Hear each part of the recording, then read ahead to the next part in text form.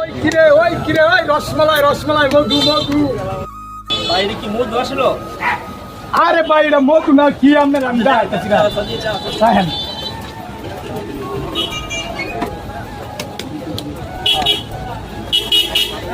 এই যে ভাই দেখেন ভাই মধু কয় টাকা কেজি?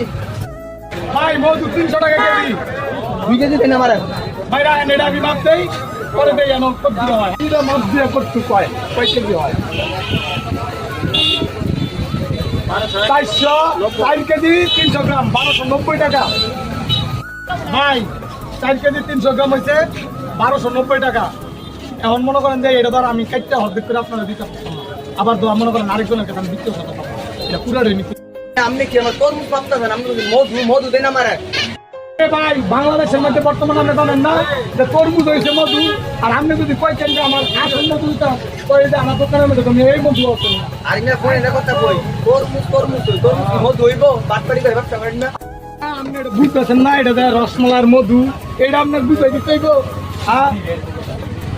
তুমি আপনি আমার খাবার করতেছেন, আপনি সবাই দেন এটা কি তরমুজ না মধু? এই যে বাইরে দেন তো এটা কি মধু না রসমালাই না কিরকম তরমুজ?